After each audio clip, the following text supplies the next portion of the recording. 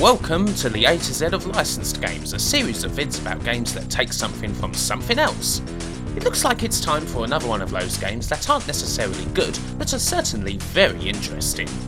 We've had a few licensed games based on bands in the list so far, and if there's one thing you can say about them, well, they certainly aren't generic. That Journey game, Psycho Circus, Moonwalker, Frankie, yeah, all of them stick out like a sore thumb. They're all quite odd. But there's one game that stands atop them all. It's certainly the most recognisable licensed game out there that's based off a band.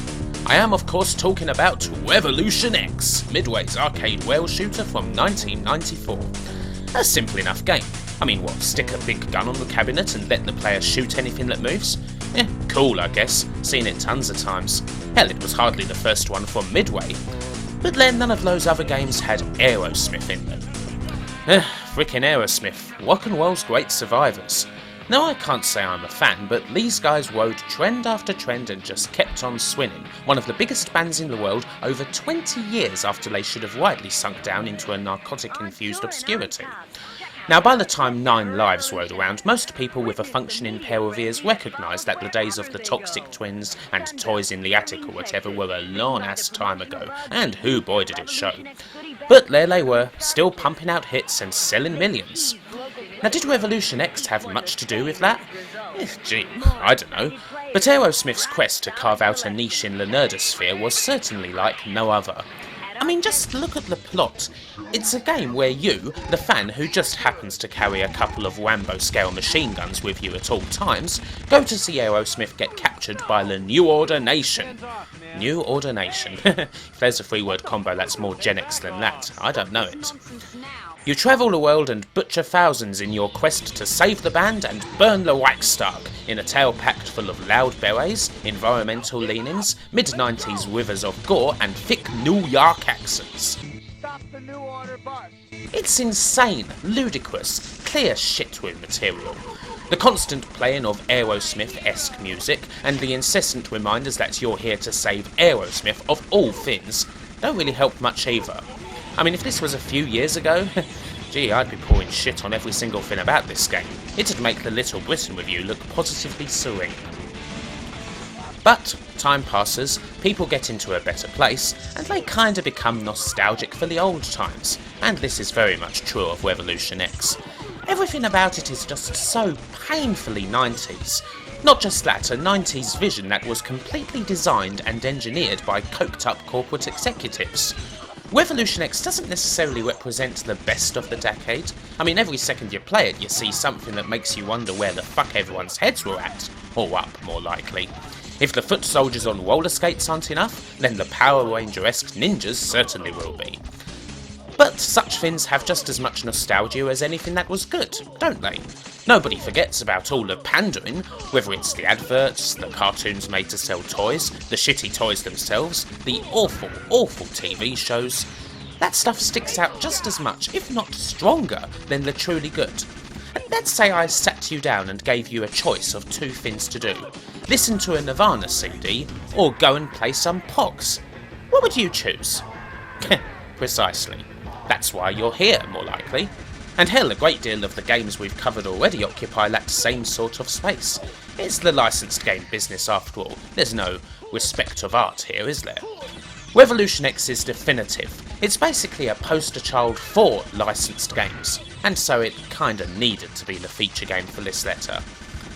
And hey, it's not exactly a bad game either.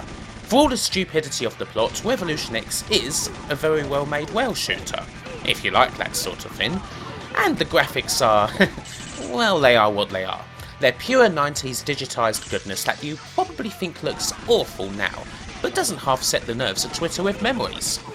Truthfully though, the game's quality is neither here nor there. Revolution X is, in many ways, what this whole guide's all about. Good? Bad? Bit of both. Now I'll let good old Big Lips Steven Tyler have the last word here. Then they've taken over. It's up to you now. Find our car and stop the New Order.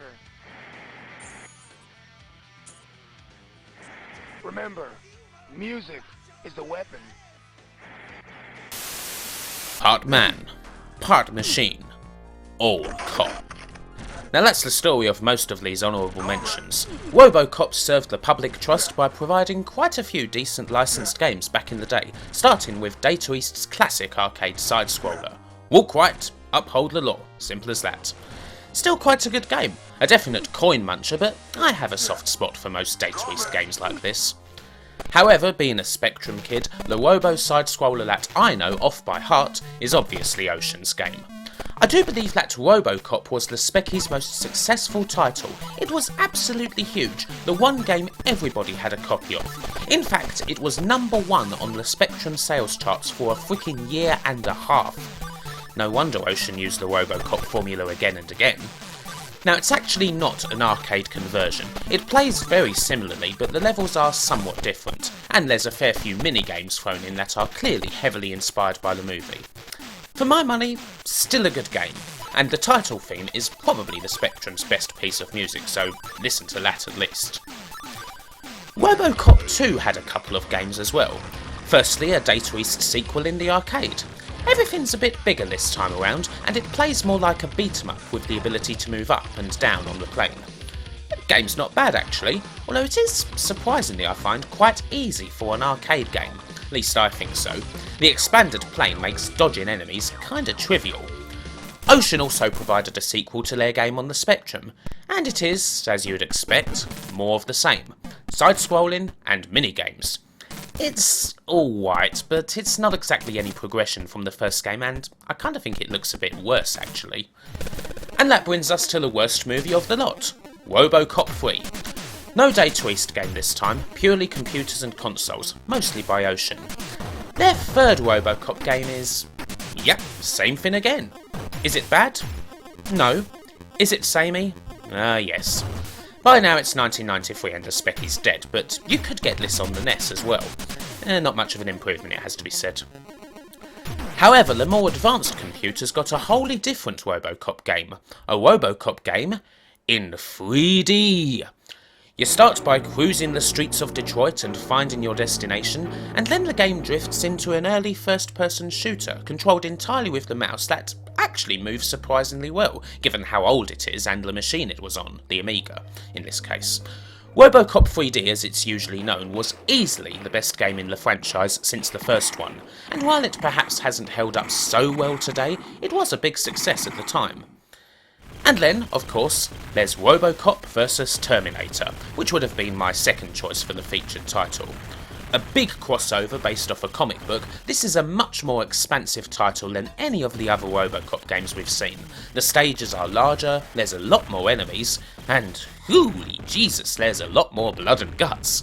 Now, the films were always violent, but this is actually the first time any Robocop-based game reflected that. That and it was just all the rage in 1994 to stick pints upon pints of blood and viscera into your game in order to try and grab some of that Mortal Kombat magic. It's not a brilliant game, but I do like it, and I did play it a hell of a lot back in the day. Also, it's hard as hell, so if you want a challenge, it's your game. And well, that's Robocop. And we're not quite finished yet. Let's just run down a couple of Rambo titles quickly. Now, there's very few good Rambo games, has to be said, but Rambo 3 on the Mega Drive is perhaps the best one. Very early title on the machine and a decent top-down shooter. I'm not a big fan of the genre myself, but this one's not too bad. There's also decent top-down Rambos for the Master System and the Spectrum. Pretty worthwhile excursions on the whole. And finally, there's the NES game. Now this one is, well, not great. In fact, it's as shit as its reputation would suggest. But it is amusing to see Rambo fighting snakes and scorpions. You know, I do sort of miss the days when game designers just got the licenses so ludicrously wrong. Won't see any shit like this in the upcoming Rambo game. Sad, innit?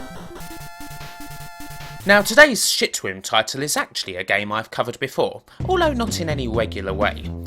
Ocean Software have featured a lot in this list already, but their take on Red Heat is one of the weirdest licensed games around. Ah yeah, Red Heat. One of the worst movies of Schwarzenegger's prime years, this one. It's the one where he plays a Russian cop and goes to America to work with James frickin' Belushi, who is, as usual, as personable and welcome as a baseball bat to the frickin' nuts. You look like Marvin Hagler to me. I lost money on Hagler! I mean, God, is that shit supposed to be funny? Anyway, yes, it's an absolutely terrible movie, replete with the usual 80s action mixture of homoeroticism and crazed right-wing politics. Do you know Miranda? Never heard of the bitch. There's quite a lot of both. Truth be told, Russia's current severe and frankly appalling problem with gay people is quite probably down to how the West portrayed them in this movie. And yes, political lines like the last one are probably why I will always have a, how you say, niche audience.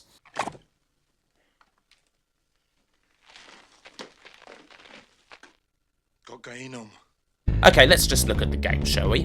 Now, we know all about Ocean's cookie cutter times, or at least you should do if you've been watching, but for whatever reason they decided to play it a little different here.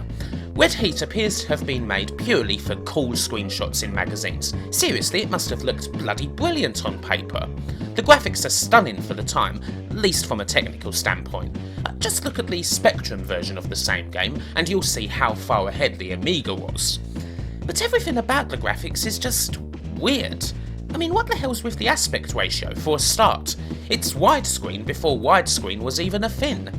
Did Ocean mean for this game to be played at the cinema? And while the quality of the graphics may be fine and dandy, the actual content, oh boy, that's another story. What we've got here is a recreation of the bathhouse scene from Red Heat, of all things. You've got loads of grotesquely proportioned men and women in the background, all of them doing nothing whatsoever, while Arnie power walks with all his 3 frames of animation carrying him. The quality of the graphics may well be up, but the movement and the actual graphics themselves, a sight for sore eyes. It's stupid, and it doesn't work. And don't even get me started on how they portrayed James Belushi. Christ alive, it's fucking Gabbo. Bloody hell, I've got nothing. In fact, this image is kind of horrifying, and basically I never want to see it again as long as I live. But really, the worst thing about the game is the gameplay. It's perhaps the most limited game we've seen in the whole list. You don't even get to walk forward, Arnie does it automatically. You can shimmy left and right, but aside from the odd trap, there's not much point. Basically, all you do in this game is hammer the fire button whenever someone gets close to you, and dodge when something falls from the ceiling or whatever. That's all there is to the damn game. You know what Red Heat is like? It's like a man who's put on a top-of-the-line Armani suit and then shat themselves at the bar, and the gameplay is that bow-legged waddle of shame towards the toilet. I mean, what with the bathhouse, the James Belushi hand puppet, and the stupidity of the game in general, I kind of wonder if Ocean were just taking the piss a little with this one. They can't not have looked at this game and had a good laugh about it. I mean, surely to God. But then, people did spend money on it. Some of them anyway. People who didn't know better, so I don't exactly have a lot of sympathy. Anyway, I've covered this game a couple of times now, and hopefully I'll never have another reason to do so. Bad movie, worst game. And 25 years on, those in Russia who grew up with the shame of Red Heat are now coming into power. And so, our world is doomed. But this'll get finished before the balloon goes up. Another letter's down. And next up, well, it's the big one. S. Welcome to the high season, folks. The biggest letter by far. So many huge franchises. Now, as you might have guessed, one video is not going to be anywhere near enough to cover them all. The usual formula is simply not going to work. And so what I've done is I've split the letter into 4 parts, 3 of which will cover perhaps the 3 biggest names in licensed gaming. First up, we'll have a little family from a town called Springfield. The Simpsons are coming, and the video is going to be a top 10. Alright? So keep tuned in. Thanks for watching, and wherever you are, whoever you be, have a good one, take care, and I'll see you next time.